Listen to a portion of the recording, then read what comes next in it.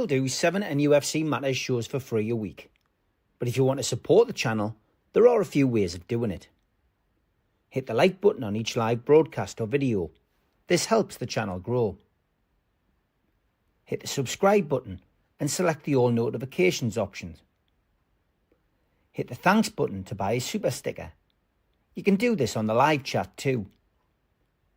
You can also join our Patreon page or buy us a coffee at the link in all of our video descriptions below. We are also looking for sponsors. If you want our latest advertising rates and how you can get involved, then email John at nufcmatters1892@gmail.com. Thanks for watching. The return of the Entertainers is a walking football match that takes place at Gateshead Leisure Centre on Saturday the 6th of June 2026 in aid of Age UK North Tyneside, sponsored by Shout Digital and Darren Baldwin Funerals. Tickets available from our website or from Voucher. There's also an opportunity for you to play in the game, either with or against the legends. Go to our website nufcmatterspodcast.co.uk for more details. 29th of January 2027 sees an evening with Beardsley, Cole and Ferdinand at the Tyne Theatre and Opera House, hosted by John Gibson. Tickets are on sale now from the box office 0191 243 1171 or tynetheatreandoperahouse.uk or directly from us at our website. Northern Horizon is a Blake 7 convention in aid of Age UK North Tyneside. Tickets available from our website. And Rebel Base Northeast, a Star Wars fan convention, Sunday the 2nd of August at the Copthorne Hotel. Tickets available on our website. The Craze, Fred Dinage, Ronnie, Reggie and Me takes place at the Tyne Theatre and Opera House, box office 0191 243 1171 or tynetheatreandoperahouse.uk. That takes place Wednesday the 11th of November at 7:30. We've also got some books available on our website. Will Scott's popular Entertainers book, 92 to 97, Kevin Keegan's Legacy, is available now. And The Promoter and the Photographer, 25 years of bringing the stars to Tyneside, all proceeds going to Age UK. All books available, nufcmatters.co.uk.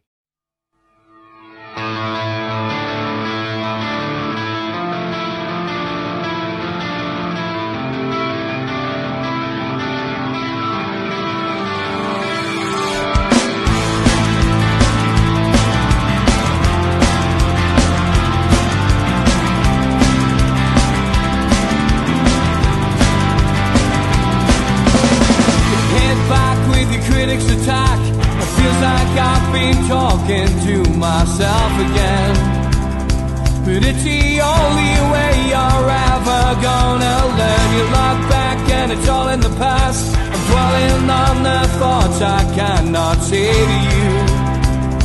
If I don't say the words, then maybe it's not true.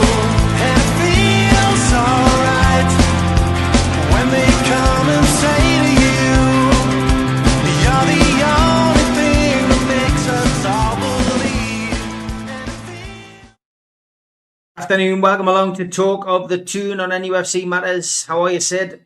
Very good. Happy Shrove Tuesday to everybody. Yes, happy Shrove Tuesday. Yes, tossing pancakes. I can see a few people already talking about it in the chat. I used to love it when my kids were little and I'd be the man doing all this sort of thing in the house. I'd be looking up Delia's way of how to do it, although obviously it's not the first time I'll have been called a complete tosser on a number of occasions, but there you have it. Well, we'll be tossing a few ideas around on here. That's for certain about Newcastle United Football Club. And Rob will be joining us at 1:30 to look at another album. But yeah, since we last had you on the show, there's been a few ups and downs. Obviously, we had the defeat against Brentford at home, which had us on this platform. Everybody, basically, going through the mill again. But then 2 away wins, much needed. One at Spurs, of course, and then one in the FA Cup at Aston Villa. So, what have you made of the game since we last spoke, Sid? Yeah, mixed, isn't it? I mean, the Brentford game, it was like It was like suicidal. And I wasn't there. It was obviously I'd had the op and I wasn't. My first game's next week at Karabag at home. But I wasn't there. My best mate had the tickets. He texted us afterwards, how depressed he was. I watched it on the telly. Yeah, I mean, it was dreadful. It was absolutely dreadful. Performances all around were awful, and it was nice to see that they've had the post-match heated discussion, I think is the phrase, which has to happen sometimes, everything out in the open, amongst the players only, I believe, not the management. And just home truth, sometimes it helps, as long as people don't take it personally, I think, is the way to do it as well, isn't it, And it's noticeable since then, the two performances have significantly risen. Alan Little's asking what I have on pancakes. Can I just put it out there? I love jam on pancakes. There we have it. Also lemon as well on occasions, but there we have it. Anyway, going back to football. Yeah, it was dreadful. I think it was a real low point, wasn't it? And then the last two games have been sort of, not the Villa game, but certainly the Spurs game was the inevitable must-win game, really, against two teams really, really struggling. But Spurs were the worst team I've seen all season, which I'm delighted to see. I genuinely hope they go down. I would love it, to coin a phrase, to see Spurs go down. They're just, they're terrible to watch.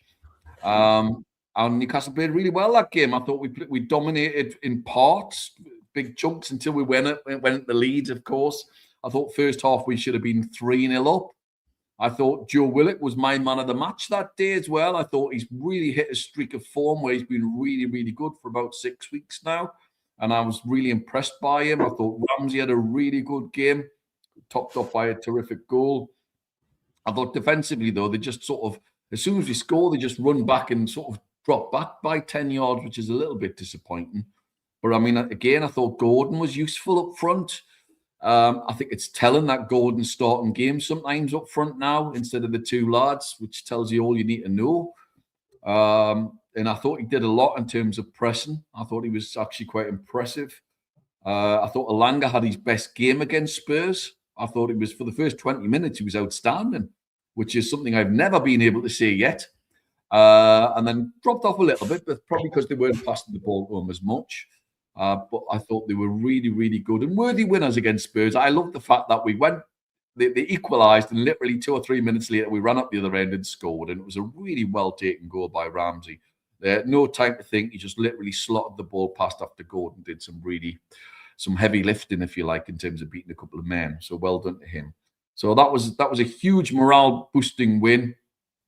And Villa was a strange one because I was going to a concert that night, so I managed to watch the first 60 minutes, and then I was out, and I came home and watched the whole second half when I got back in after the gig, and we dominated the game, and people going, oh, we were sort of, they were the better team in the first half. I didn't see that at all. I thought we were by far the better team in the first half. Unlucky to be down. I thought the referee, and we've all said this, it's arguably the worst performance I've ever seen from a referee. We've got Trelford Mills. I mean, if you look at that picture there, can I point this out here?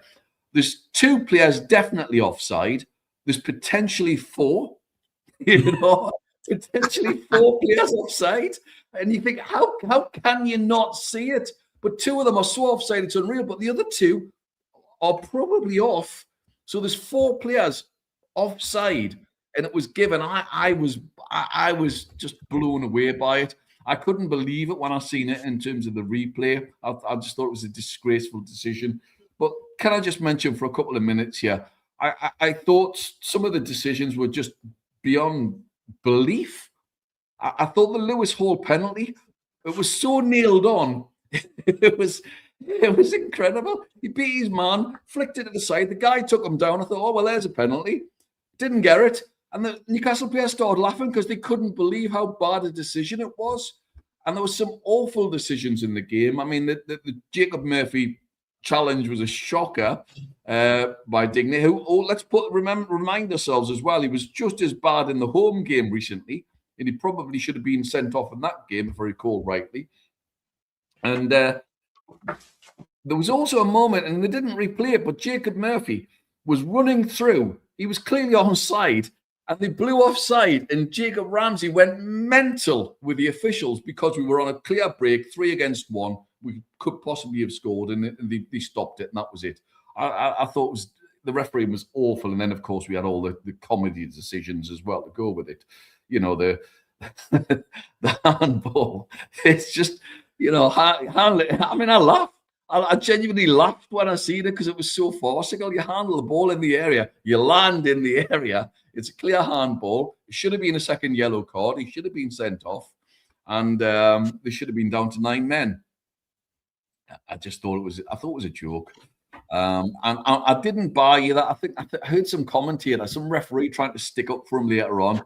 You know, like the whole referee union thing coming back out, going, oh, you know, da da da da. And I just thought, no, he's an atrocious referee. The refereeing standards, and I keep saying this all of the time, is so bad, so bad. Shearer was absolutely right when they're talking about that they're relying upon the refereeing. I'm absolutely in favour of what Gary Lineker has to say with regards to getting rid of VAR. Personally, I would absolutely scrap it. Even if we end up with the odd game like that, I would absolutely scrap it. It takes all the fun out of the game, and I've said this for quite a long time. And it's not about VAR rectifying decisions. It's about having better quality referees. And it's noticeable when we play Champions League football, generally, not all of the time, of course, we have better quality referees. So it tells you how poor the quality of refereeing is in this country, and it needs to be rectified. Now, that's up to the FA or whoever to sort of deal with that. But at the minute, I think it's at an all-time low. And we watch it in games, don't we? When you can see that they're relying absolutely on somebody whispering in their ear afterwards to see whether somebody's onside, whether it's a red card, whether you need to have a little look at this. And it's very quick. But what's not quick is the decisions they take. I mean, what was the game recently I was at? And it was about 5 minutes. And I think, and I just wanted, and I remember saying at the time, I think I went against it. And I said, just give them a bloody goal. You know, it's like, it's killing all of the fun from the game where you can't celebrate. You have to think, oh, was it onside? Oh, did this happen? Oh, did that happen? And it's as a spectator, I'm not able to sort of jump up and down and enjoy the moment, and it's absolutely killing everything. It's just crap, I think is the polite way of saying it. I'm fed up with it. It really spoils everything with regards to the game, and it's not making much of a difference because we still go to the pub afterwards and complain about the refereeing. So what benefit does it have? And I don't want to hear rubbish statistics. Oh, they use VAR less than other countries, this, that, and the other. I don't care. And if you have to persist with VAR, my opinion, 30 seconds, because it's supposed to be clear and obvious. And within 30 seconds, we could all tell that was offside. So that's a clear and obvious decision. I'll tell you what's not clear and obvious. Flipping Willock being offside by a flipping hair, by his eyelashes. I mean, I thought that was a ridiculous decision. That's taken away advantage from the attacker. It's and therefore unfair in my opinion. And it's not clear and obvious. And also at some point somebody goes, oh yeah, we definitely had the 5 centimeter rule applied. I'm not sure. Well, it wasn't clear and obvious to me, to use a sort of line. And it's just got to change. 30 seconds, and that is it. And if you've not made your mind up after 30 seconds, then it's not clear and obvious. And let's just move on and get rid of it.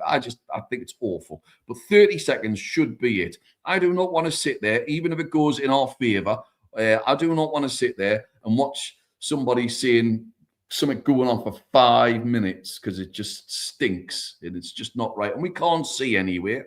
You know, the screen, I can't see in these stand. Plus, the screen's the size of a postage stamp, which Mike actually say to put up.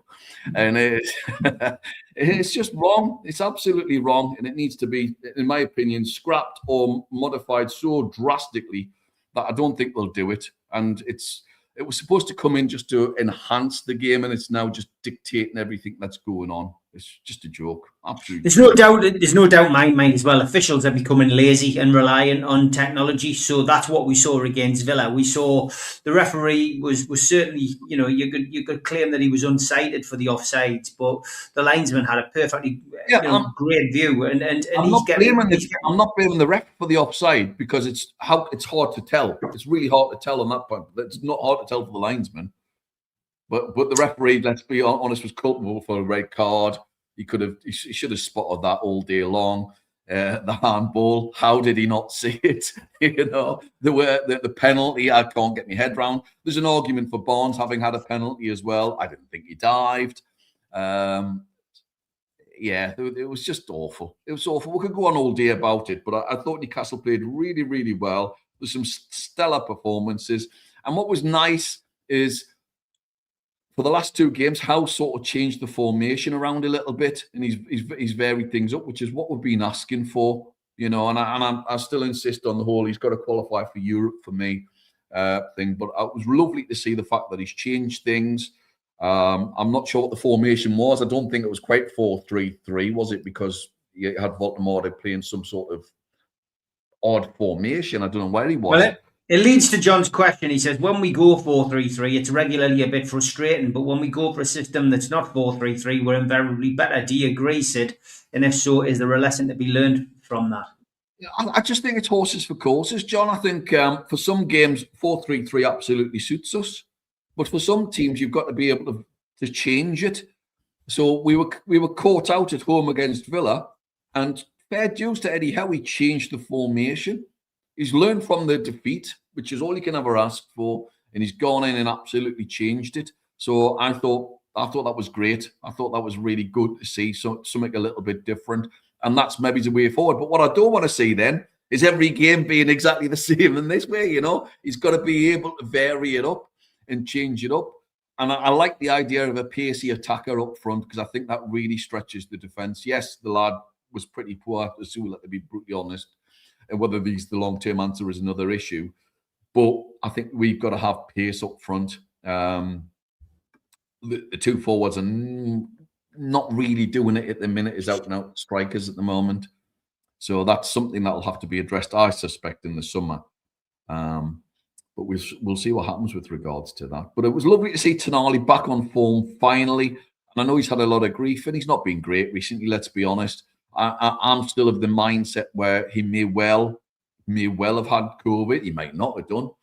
But he looked a guy who was physically struggling a little bit, which is not him, because his whole game's based upon his physicality in terms of his speed, his recovery, his reading of the game. And it doesn't excuse his terrible passing recently, by the way. Let me put that out there. But he was back to himself. I thought the other day, he was fantastic. I thought he was really, really top draw. So it was lovely to see. And finally, somebody else apart from Jacob Murphy who can actually shoot from outside the box, which is all you can ask for. If it gets blocked, it gets blocked. If it goes over, fine, I don't care. But let's start seeing us shoot more from outside the box, because we've got Harvey Barnes who can bang him in from distance. Gordon can score from distance. Tonali clearly can. So we have two or three, Murphy occasionally. We have players who can do it, but we're not doing it enough. We're trying to walk the ball in too often. I would like to see us shoot a little bit more often. So well done. Really, really delighted with the performance. I thought they played really, really well. All round, really good. I thought Dan Burn was really impressive again at the back. Lewis Hall's fantastic, isn't he? I mean, what a player he is. Without a doubt, the best left back I've seen in my time of supporting Newcastle United.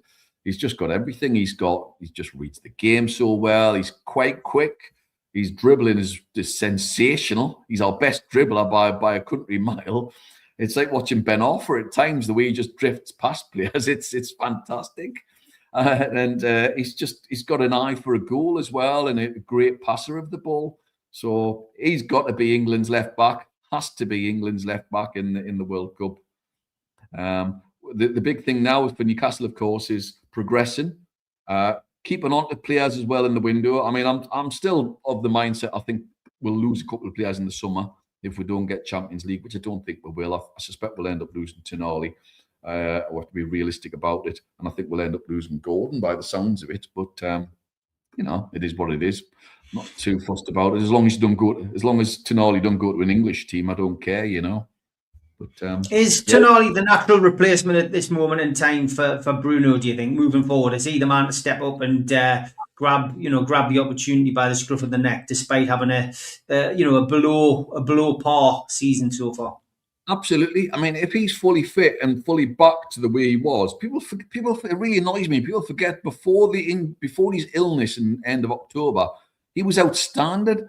He was the best player last season for me by a country mile, and then he was also the best player for me up to mid-October. Then he got ill. After that, he was very, very poor, and I don't understand it. And I'll openly say this. I think he's a better player than Bruno. And Bruno's fantastic. Bruno's been, in my opinion, the best player of the season so far. But in terms of all-round ability, I think Tonali's, because of his pace. If Bruno had pace, he'd be just unbelievable. But Tonali's got the pace factor, and therefore that sets him up a teeny little notch ahead of him, And as I've always said before, I think on his peak, Tonali's the best midfielder I've seen play for Newcastle United. So yeah, he has to step up and keep up those levels. The benchmark's been set there now since whatever's happened, and he has to sort of not every game, but he has to try and get as close to that level. And there's more from him as well, in my opinion, to sort of on a regular basis. And I thought it was good to see others have stepped up. Finally, Ramsey's finally starting to look like a decent player, because he was poor for a while. Alanga's starting to look average now. Let's be honest. Before then, he was nowhere near average, but he was diabolically bad. But he's now, I think, become average, which is good, So his next target is to try and become good, because I can't see he's good at the minute. He's all right. And he needs to become good on a regular basis. So, finally the buys are starting to sort of step up a little bit, and that's a really good thing to see.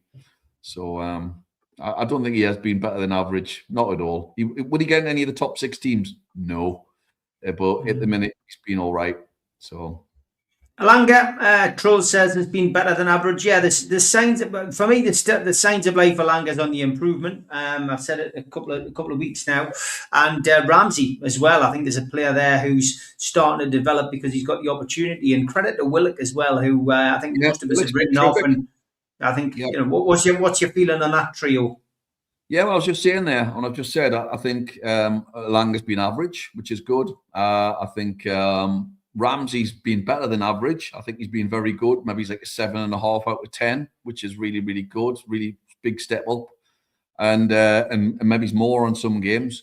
And Willock's been terrific, actually, in my opinion. And unlucky not to start a few more games. He's looking really good on the left side. I'm dead impressed with Joe Willock. I thought he's been really, really good. So well done to him, because we'd all written him off, really. And I know a lot of people would have sold him in the January window, which we couldn't do because we're absolutely down to the bare bones of players. And it's such a shame with Miley being out at the moment. But yeah, it's looking good. It'll be interesting what they do with Willock in the summer. I suspect he'll go, but what will happen is you'll probably get a few more bob from now as well, won't you? I think he's worth a bit more. So a lot of people have been asking for the youngsters to get a run out. Eddie explained, certainly as far as Sahar's concerned, last week, that he's not going to throw youngsters in just for the sake of throwing youngsters in. They have to be in the right position. Do you endorse Eddie's views on that?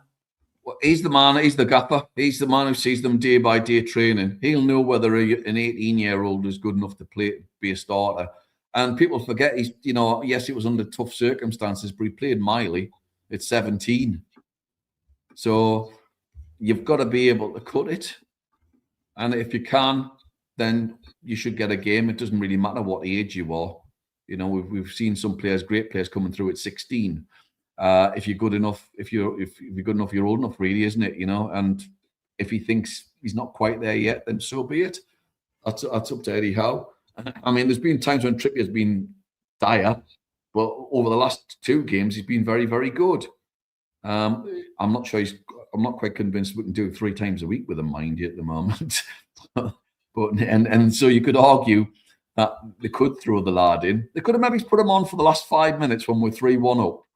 There's definitely an argument for that the other day. But I certainly don't want to see him coming on when we're sort of 4 down. That's quite demoralising, isn't it? But yeah, there's a real, by all accounts, he's going to be a real player, but he might have to go out on loan and get a year somewhere. Gary says, I was reading a fair bit of criticism for us lacking technically gifted players. Here's a question for you, Sid. Who do you think is our most technically gifted player? Lewis Hall. Most gifted player at the club. Tonali as well is the other one, but Tonali's not a dribbler. Tonali's technically gifted in terms of, and I always use the Alan Ball analogy, getting the ball, one touch pass. And he can spot a pass as well. I would probably put them two as the most technically gifted. Ramsey looks pretty technically gifted, though. He looks quite impressive, actually. He's definitely got an eye for a pass on him. But I would definitely see those two. Those two are the ones who stand out for me. Bruno's different. Bruno's, like, I don't know, people might have done this when we were kids. We used to play something called garages. Yeah. When we were kids, and you'd have your own garage. You had to protect your own garage, and you had to go and play football, and you do like weird things and shoot from different angles and have to beat men and do various things. Bruno looks like a player who played garages when he was a kid. He's street football. He's a street footballer, so he's technically brilliant, but in a street football way, he does that weird pass where he scoops it, which is, you don't learn that on a football pitch. That's from playing on the streets and doing something else. So Bruno's technically different in a different way. Voldemort is technical. Yes, he is technical. But I haven't seen enough of him, if I'm being brutally honest, to prove to me that he's more technically gifted than the other two. So, but I do like him. I do like Voldemort, and hopefully they start playing him in his correct position. Roger says, is it right that our most technically gifted players are fullbacks? No, because I don't think Livramento's that technically gifted. I think he's very strong. I think he's very, very fast. I think he reads the game very, very well. But his delivery's not great, is it? You could argue Trippier might fit into that category, of course. He's a very good passer of the ball.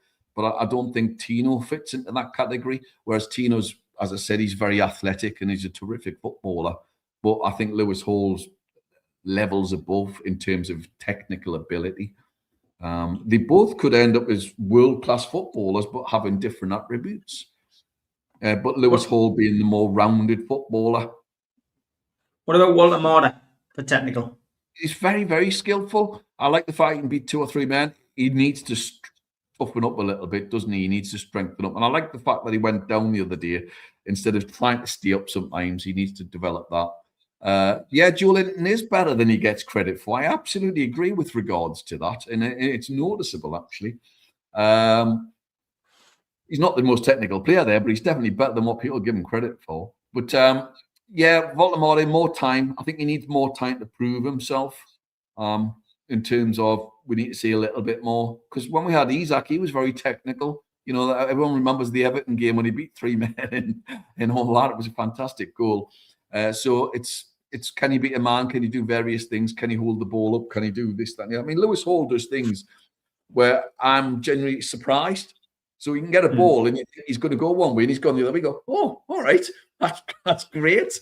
And that's what I love to see. As a former winger, that's the thing I love to see. It's like Chris Waddle used to do it, man. You know, he'd do something, you beat a player and you go, oh, that's fantastic. So I love all of that. Or Ginola, I would do it. They can just beat a player by doing something a little bit unexpected. And I love that technical flair. That's my thing anyway, you know. So yeah, Lewis can do it at speed. Nick is struggling a bit with pace. He's just slow, isn't he? But that doesn't mean they can't use him properly and they can't play him in a certain position, which he seemed to play between an 8 and a 10 the other day, didn't he? He sort of combined both roles the other day, and I thought he did it very well, actually. I thought he came for unfair criticism on TV the other day. Danny Murphy was absolutely slaughtering him. I mean, he's terrible as a commentator. He was just constantly sort of calling him out. I'm thinking, I thought he had a good game. And then, of course, he scored. And I thought, I didn't see what he was whining on about. So, okay, we are halfway through the show. Time for the ads.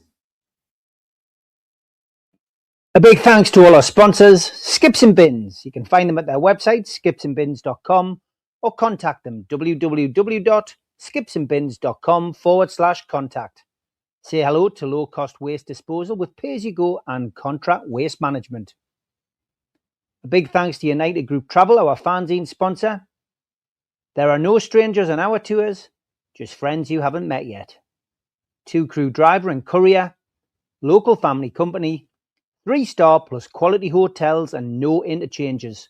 Hot and cold snacks and drinks available on the coach. All excursions included. Their website, www.unitedgrouptravel.com. Email beverly.ugtl@gmail.com.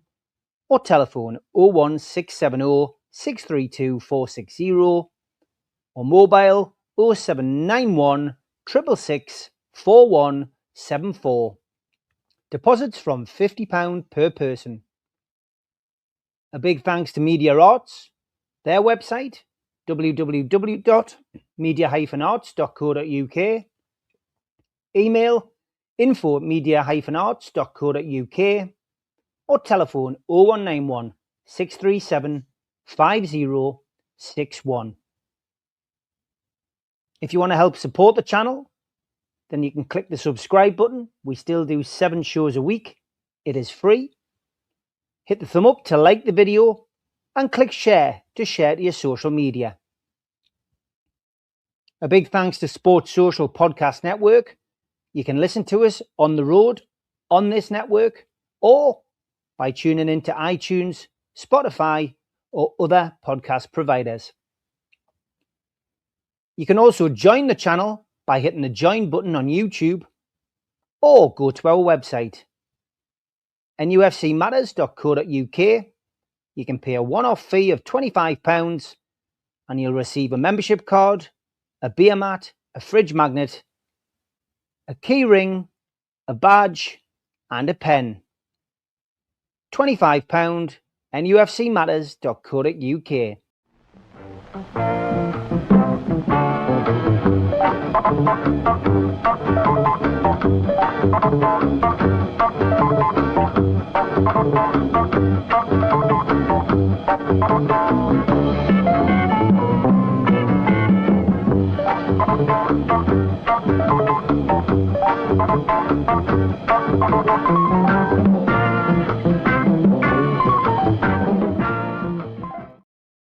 And it's good afternoon to Rob. How are you, Rob?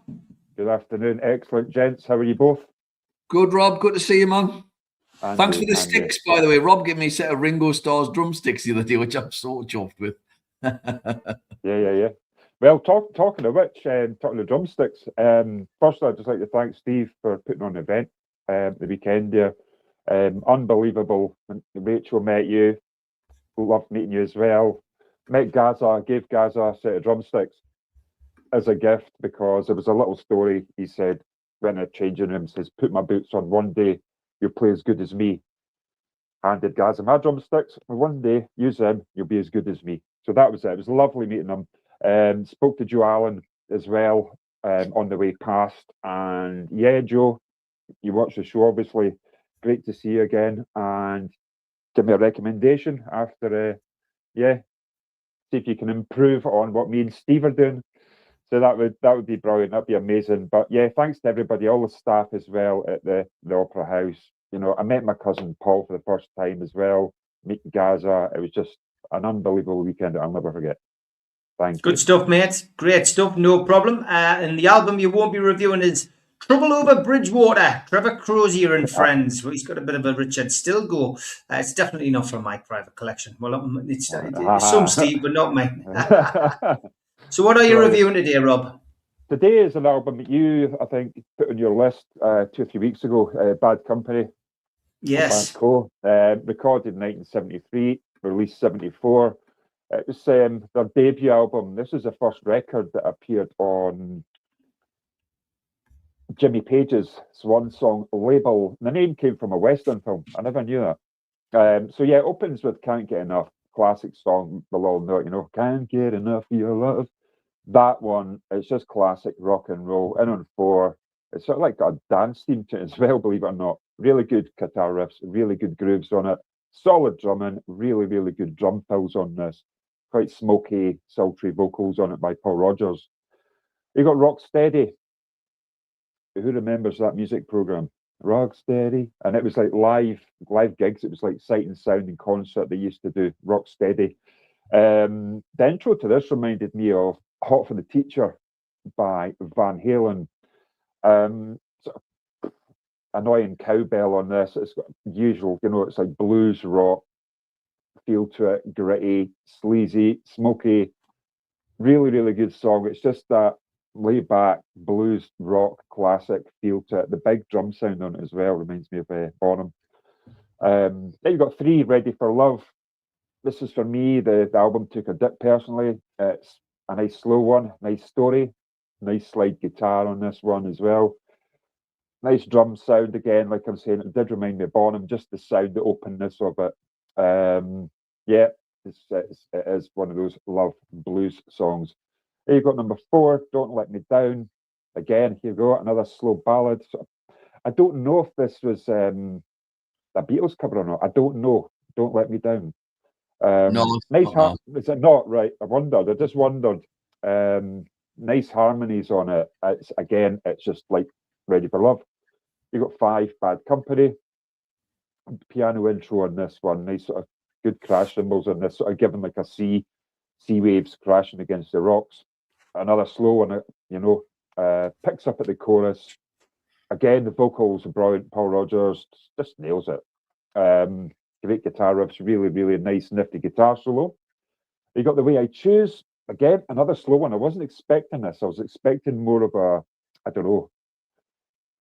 a consistent sort of rock blues, but there was quite a lot of slow ones. I like the guitar on this one, though. It's a bit Dave Gilmour-ish. It's got that feel for it. Sort of like a mother and child song. A good line in it. It's got Lies. What's my name? Please tell me who I am. I found that interesting. You got track 7, Moving On. This, to me, goes back to what the album should be more based on. This is my favourite song on the album. Again, it's like classic Southern rock. Snappy. It's got that sort of like Route 66 sort of thing. Long distance lorry drivers, truckers, just having this on, window down, that sort of feel to it. It's sort of even got like a bit of a ZZ Top feel on this one for me. You got the last one called Seagull, bit Maggie May. When I first heard it, the intro, just a couple of notes, bit of a feel to that one again. That's just the guitar part to that, like Maggie May. It's cool, it's moody, it's a chill song, and a song to possibly smoke your pipe on and contemplate life. So that's it. It was a really good album. I would give it a 7 out of 10. But the last one, the Seagull, is good. If you're, just say sitting in your garden in the summer and relaxing, that sort of thing. So yeah, Paul Rodgers, other band he was in. He was at 3, obviously The Firm, but I think it was Paul Rodgers and Queen. But yeah, the last song's good. Yeah, well, I recommended it, didn't I, Steve? I think it's a bloody great album. I do. I think Bad Company is the best songs I've ever heard. I like Seagull as well. Really good song. Can't Get Enough and Ready for Love were both originally intended, and I think we may record one of them, Ready for Love, with Mott the Hoople. Because obviously the chorus was with Mott the Hoople, and the bass player, I think, was with King Crimson. So it was quite a great rock band. Of course, Simon Kirke was in Free as well, of course. So it's a great album. I genuinely think Paul Rodgers, in terms of rock blues singers, I think he's the best, alongside Rod Stewart in his prime and Steve Murray. It's probably and maybe it's Joe Cocker, actually. It's those for me. Superb. Yeah, I mean, the vocalists you just mentioned, they've got not much range. They've not got much push, but what they do is absolutely, like you say, is a warmth, a depth, and its signature to all these. I know having the singer, you try and sing a Paul Rodgers song sometimes, especially The Hunter, for example, when he jumps up, it's hard. Right. He's very, very technically gifted. And also, of course, from the Northeast. And I saw him on the last tour. He's never going to tour again now because he had heart issues, I believe. But I remember him saying he was at the City Hall, and he's basically said the City Hall's his favourite ever venue, which David Coverdale used to say as well, didn't he? Because he's from up here. And they both said that this whole Hendrix at the City Hall And he mentions it every time he comes. Oh, so Hendrix here, and he goes, "This is my favorite venue. There's nothing beats it when the city hall's bouncing and that." You know, it was a great gig. His voice was amazing. What a singer! So anyway, what have you got for us? I've got Randy Newman, Sail Away. I'm a huge Randy Newman fan. And I wasn't when I was a kid, because he's one of those guys when you're younger, you go, I don't get it. And now I do get it. I think he's absolutely a genius. Came out in 1972. It's a really short album, 30 minutes. Really short. 12 tracks, 30 minutes. It's like the Ramones. And he's very satirical. He's very political, of course. And very, as I say, his satire and his lyrics are brilliant, but he's also very funny live, and I'll talk about that as we go along. So the album starts off with the title track, Sail Away, which is basically mocking the American dream. And it's like talking to people who are basically grabbed as slaves from Africa to come to America. And he's mocking, saying, oh, it's basically taking the mick about how America's supposed to be a great place. And he's basically saying, well, for some people it might be, but for others it's not. It's fantastic lyrics, very clever. Lonely at the Top, he wrote for Frank Sinatra, about a guy who's got everything but got nothing. So he's got everything, but he's not got love. And he wrote it for Sinatra, but Sinatra never sang it. But it's a beautiful song. Lovely lyrics, really clever. He give us all his love. As Newman, as Newman's an atheist, and it's a song. It's a song about God. He portrays God as a witnessing human suffering, but merely gives us all his love while doing nothing. And it's very dark but brilliant. Last night I had a dream. It's just about having a nightmare. A lot of these songs have been songs on other people who've recorded beforehand, like Harry Nilsson, for example. And the next one, Alan Price, has actually had a hit with it 5 years earlier, which is Simon Smith and his amazing Dancing Bear, which is one of the most amazing sort of song title tracks of all time. It's a ragtime song, and as I say, Alan Price had a huge hit with it. Old Man, good song. Political Science is the one that they often play from the old whistle test clips. And at the time I didn't quite get it, but now I do. And it's all about America dominating the world and to dropping. Let's drop the big one, i.e., the bomb, and see what happens. And it still hits home. I mean, it's so poignant. It's unbelievable. And this is like 50 odd years afterwards. So very funny. Burnout, good song. A couple of other good songs in Mama to Me Son. Dayton, Ohio, I really love. It's just a melancholy song he's got a lovely, wistful voice. And I'll mention that for a second, because when you see him live, he's possibly, along with Elvis Costello, he's the best raconteur I think I've seen live. He's very, very funny, very dry, tells amazing stories. And one of his stories, he did a song called I Miss You, which is a beautiful song. And he goes, this is a song I wrote about my ex-wife whilst being currently married to my current wife. And it's a song called I Miss You. and it's really sad, because you can hear the fact that he misses, yes, they broke up and divorced, but he misses being able to have a conversation with her and various other things, you know, and it's really quite sad. It's quite touching, beautiful lyrics, and you can sort of relate to it. Lovely. So he's genuinely very funny man. He tells great stories, and I'll come to one of them in a second. So he tells a story. He wrote You Can Leave Your Hat On, which is the next song on the album. And he goes, when I wrote it and released it, nothing. It died on its backside. He goes, Joe Cocker releases it a couple of months later. All he does is change the key, so he has to push his voice up. Massive hit. He says, why didn't I think of it? You know? And so You Can Leave Your Hat On, and we've all seen it in the Full Monty and all the rest of it. And then finally finishes off with God's Song. In brackets, That's Why I Love Mankind. Newman at his sort of diabolically clever best, if you like. He's singing from God's perspective and portraying him as nothing but contempt for mankind and humanity. It's very dark, very funny, but the guy was an absolute genius. Just brilliant. Very, very, very clever songwriter. Yes, we all knew him from various, you know, Toy Story and all the rest of it, which he does do live. But he's much more than that. The guy has got 40 at least great songs to his name. It's satirical and funny, just brilliant. Absolutely love him. So great album, super album.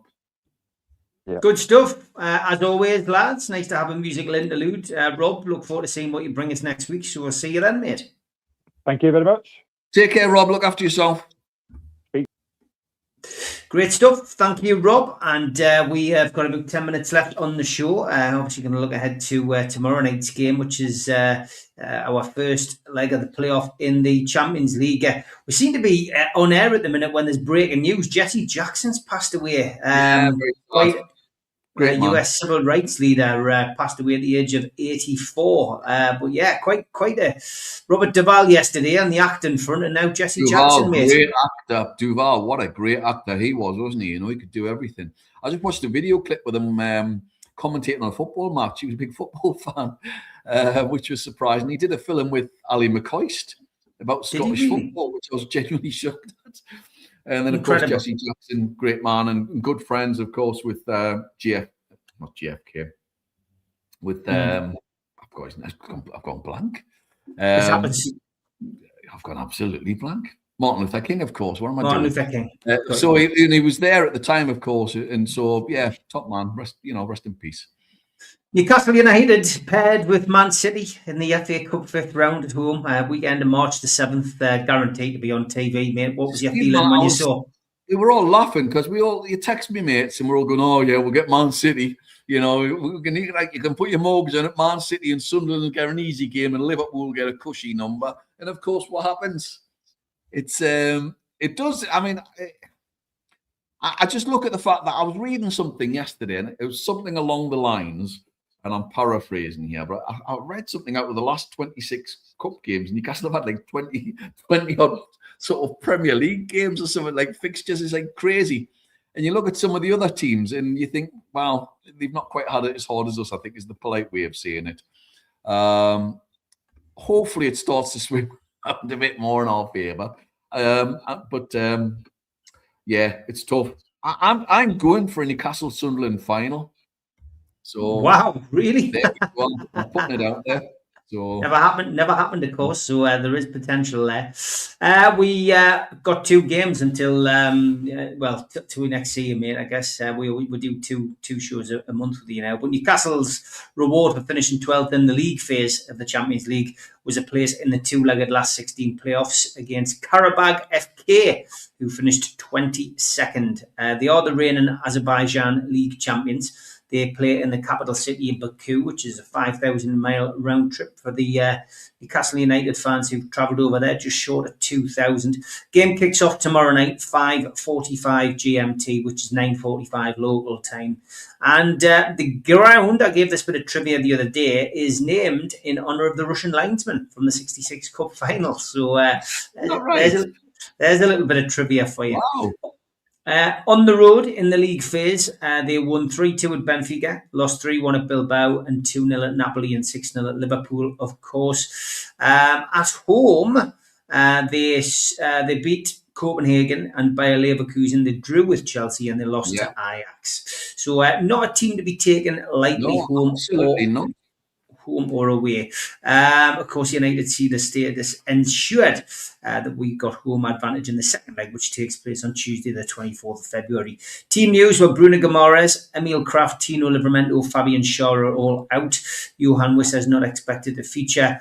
News on the availability of Joe Linton, Lewis Miley and Sven Botman was awaited. And Malik Chow, Dan Burn and Joe Linton are all one booking away from suspension in the competition. Worth knowing that as well. Emil Kraft, incidentally, has been withdrawn from the squad completely. Which is not good news. Eddie was very reluctant to give any kind of timescale on Emil Kraft in previous press conferences, but the last press conference he did, he said he's nowhere near. He'll never play for us again, will he, by the sounds of it? Contract up at the end of the season. A good servant, you know. He's been a good servant. Yeah, contract up at the end of the season. It's unlikely we'll see Emil Kraft play for us again. It was a knee injury which he sustained on international duty. Somebody was asking the other night, nobody knew, and it hasn't really been mentioned. One of them players, isn't he, Steve? When we first got him, I rated him as possibly up there with the likes of Stimpson. Sweeney is one of the worst players I've ever seen. He was terrible. But I'll tell you what I love is the redemption story. He turned it round. When Trippier was out for a long time, I thought Trippier was lucky to get back in, actually, ahead of him at the time. I thought he did really, really well. and he became a solid 6.5, 7 out of 10 type of player. So well done to him. He really turned it around. And Eddie Howe, of course, obviously improved him significantly as a footballer. So I'd have nothing but the best wishes for him. Hope he recovers properly though, because he seems like a really nice lad as well. But, yeah. Okay. So how do you see that game going, mate, tomorrow night? Karabag, tough game. Baku. I'm sure my father-in-law worked there. He was a naval architect. I'm sure he did a bit of work there at some point. I think we'll win. I think we'll win, and I'm going to go 2-1. I'm going to go 2-1. I think we'll just edge. And it's not going to be an easy game. I think people deluded thinking because they've seen Liverpool beating them 6-0 that we're going to just turn up and hump them. So I don't see it happening. But I'm going to go 2-1. I'm going to be fairly confident about that game. I think we're on a little run. And then at the weekend, it is once more into the empty hand, dear friends. It's an 8 o'clock kickoff on Saturday. I'm going to miss it. Live on TNT Sports. And yeah, obviously the travel has to be taken into consideration for Newcastle. We've got a 5,000-mile return journey to Azerbaijan, while as Pep's side have got a free week to prepare for our visit. The referee, well, it's not Kavanagh, it's Thomas Bramall, the Sheffield referee. It's his third Toon game of the season following the 2-2 Premier League home draw with Spurs and the penalty FA Cup shootout triumph against Bournemouth that followed the three draws, the 2 draws. Thomas Bramall. Yeah. So you can't play at Bramall Lane then. You wouldn't be from Sheffield. But, James Bell is on VAR, the controversial VAR.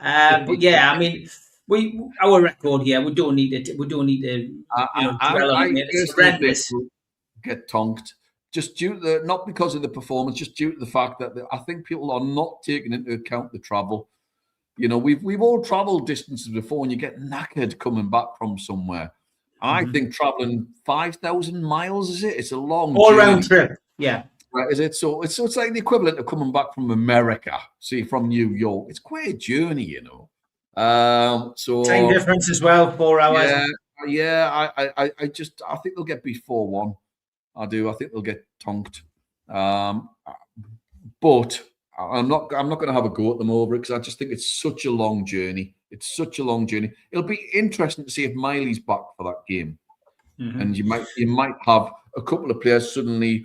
Maybe he's rested and not taken, and then maybe suddenly starting on the Saturday. That might be one way around it. But yeah, I have no hope, I'm afraid, for the Etihad. Yeah. And you're taking Newcastle to progress in the Champions League because obviously we've got Karabag Tuesday next week. I think we'll beat them 4-0 is home. I'm going to go with. I think we'll turn up and do the job. I think we'll be really, really impressive at home. And in a funny sort of way, I think we might do very, very well in the Champions League. I think because we're a surprise package to many teams. They're not quite sure of who we are and what we are. So, yeah. Can I just put my last point out there? It really bugs me that Newcastle are going to get further than some teams and paid a lot less than some others just due to this ridiculous sort of system as well. It's an absolute scam that something like Man City have got twice the amount of money that we've earned so far already because of past history. It's so wrong. It's unbelievable. It really does get on my nerves. It's just not right. But there we have it. Sid, as always, thanks for your time. We'll get you back on in a couple of weeks' time. I think we'll have played Everton at home. We'll be looking ahead to Man United at home when we'll see you next, mate. But have a good day. We'll Everton as well. So, yeah. Good stuff, care, mate. Lads. Take All care. the best, Bye-bye. folks. Bye-bye.